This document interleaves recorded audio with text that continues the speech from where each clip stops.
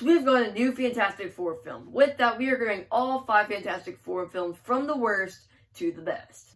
Coming in 5th place is the 1994 unreleased version of the Fantastic Four. Now, this movie wasn't released in theaters strictly because they didn't think it was good enough to release in theaters. In fact, the way this whole movie was made was because they literally just wanted to maintain the rights, so they made this film knowing that they weren't going to release it, but they didn't tell anyone until it was at the very end of production.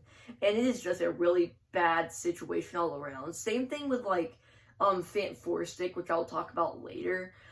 Just a whole, everything that could have gone wrong pretty much did go wrong with this film. It's from the very beginning, just very ill-conceived. But what we do have here still really isn't good. The only thing I could say is actually made half decent is Doctor Doom, but even that, saying it's decent, is a bit of a stretch. So yeah, let's move on to number 4.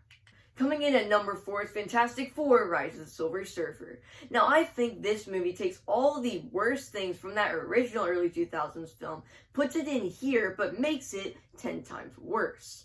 None of the characters have any chemistry. The only character I thought was well cast from that first film, Chris Evans as Johnny Storm, loses all of his charm here to where he just kind of becomes nothing, much like the rest of the team.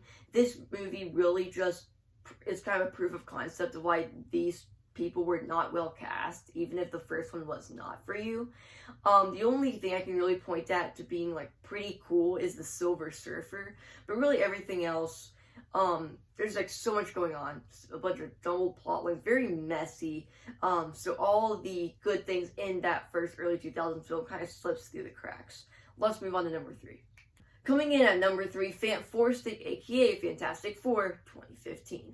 Now, this movie, again, like the unreleased Fantastic Four film, had a very troubled production, but at least this one got released in theaters to where they had a lot of things working, and then they scrapped a lot of it, they reworked a lot of it, and this whole production was a complete mess, even where the director had an emotional breakdown on set, maybe? I don't know. There's a lot of things that could have gone wrong, did go wrong, and that's kind of how we got the film we got. Now, I don't think this movie is entirely bad. I do think one big issue with this one is that they try to take these characters and do a much more darker take, even though you can't really do that with the Fantastic Four because it just comes off as tonally weird, which this film does, even where it abandons the more serious tone when it has to.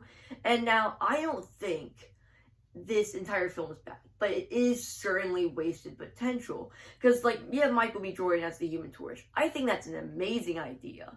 Michael B. Jordan, if you think about him as the Human Torch, and you're like, oh, that's perfect, that'd be great.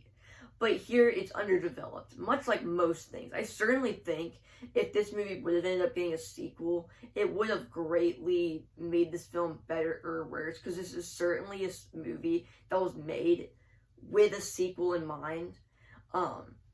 Because once they really get their powers, this movie kind of dips a whole lot. It just becomes super messy before they get their powers. I think most of this film is actually pretty good. I don't think it's that bad. I don't think it's that bad at all. And then they just get the parts, and it just becomes a jumbled mess, in my opinion. But I did enjoy this movie more than Silver Surfer, but it's not really saying a lot. They're more so tied than anything. But yeah, let's move on to our runner-up, where there's a huge jump up on this list. Coming in at number 2 is the Fantastic Four, the early 2000s version. Now, this movie has a lot of issues. It tries to take that Fantastic Four team, puts it in that time period, and tries to make it like a cheesy early Zeros comedy, and those just tones don't really work together, to where this movie just kind of feels very awkward. And now you have Chris Evans, who's able to play a very good Johnny Storm, and then you just have the rest of the team, which just does not fit their characters. I guess you could say Ben Grimm is pretty good in this movie, but all around, this film is not very good. It's just better than the other 3 on this list, which isn't even saying much. But, yeah, let's move on to number 1. So another astronomical jump on this list is Fantastic Four: First Steps. The most recent Fantastic Four film comes in at number 1. Now, this movie is probably the best Fantastic Four film we're ever gonna get. This movie learns the lessons from all those films and why they didn't work, and just goes to the core of why the Fantastic Four works. Number 1, because of the time period. Number 2, because of that family kind of engagement between the characters, that dynamic there, that all the others kind of just straight up don't have. And then you have that here, and it's really nice. You have the more protective Sue Storm. You have Ben Grimm the Thing, where when you look at Ben Grimm, you don't think of him as that rock creature where you win like the early 2000s version. You think of him as Ben Grimm because they give him a lot of depth to where you think of him like that. And then you have Johnny Storm, which I really do think is the most underdeveloped of the team and probably the weakest of the team, simply because you do feel they did cut out a lot with his character. So when he goes on this kind of character arc, it feels very rushed. You can feel they did shave off like 15-20 minutes of this movie, so where the pacing goes from great to like really wonky. But anyway, so Johnny Storm's probably the weakest. And then you have Reed, played by Pedro Pascal. And now I know a lot of people are really sick of seeing him in literally everything. I like Pedro Pascal in everything, okay? I think he's a great actor.